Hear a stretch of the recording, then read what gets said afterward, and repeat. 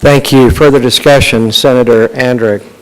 Thank you, Mr. President. You know, I also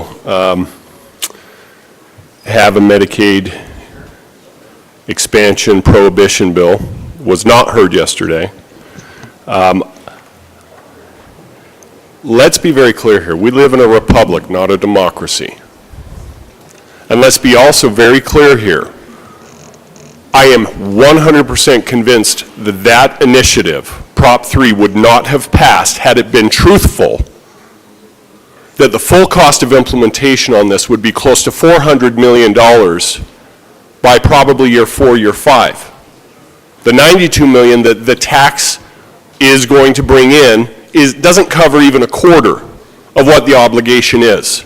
So let's stop pretending like this is the will of the people, because the will of the people was based upon not all the facts. Let's be very clear about that. I'm still trying to find out how we afford the other $310 million that this is going to obligate us for if we keep Prop 3. And I'm sorry, unlike those voters who apparently had all the facts and say, hey, we want to go ahead and do this regardless of the impact upon any other aspect of the state budget, we can't print money. We have to balance our budget. We don't have the obligation or the opportunity to obfuscate on that point. So I'm going to ask this question. How do you pay for it? Now, if the voters had voted for a $400 million tax increase to cover this in full, I won't say a word. I'll sit down and shut up. But that's not what happened. It is the classic and the paramount bait and switch that we have seen in Utah politics. And now the media and everybody out there is going to throw it upon our heads. This is the will of the people. You guys are going against the will of the people. Okay, yeah, probably we are, but it's not because we wanted to. It's because you've left us no choice. How do we cover $310 million?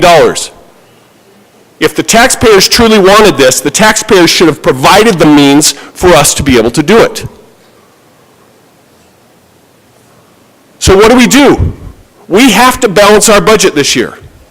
We have to walk out of here on day 45 and be able to look everybody in the eye and say, we did the best we possibly could. But this has put us in an impossible position. So I'm sorry. I don't want to take away the rights of the people, but I have to balance the budget. So we got to come up with an additional $310 million. Now people are going to say, well, but we got the $1.2 billion surplus. Well, actually, we're already digging ourselves out of a $750 million hole because of a decreased general fund and fuel tax fund. So we're really talking about maybe $580 million, which right off the top of that, $380 million of it is guaranteed to education under the state constitution. So now we've got about $150 million surplus now that we're looking around, and there are $3 billion worth of requests this year for $150 million. How do we fund it? At the end of the day, you cannot legislate the poor into freedom by legislating the wealthy out of freedom. What one person receives without working for, another person must work for without receiving. The government cannot give to anybody anything that the government does not first take from somebody else. When half of the people get the idea that they do not have to work because the other half is going to take care of them, and when the other half gets the idea that it does no good to work because somebody else is going to get what they work for, that, my dear friends, is about the end of any nation. You cannot multiply wealth in this country by dividing it. I am happy to sit down with anyone, anywhere, to figure out how we fund this.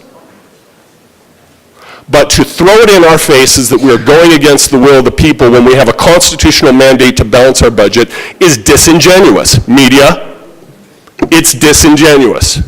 Throw us under the bus if you will, but the reality is this is not sustainable. I'm going to support this bill against my better judgment if we can't get my bill to pass. Because at least it's a compromise in the right direction, giving a nod to the voters, saying, yes, we understand you voted for this, but this is a pathway to make it balance. Outside of that, this is an untenable situation. Thank you, Mr. President.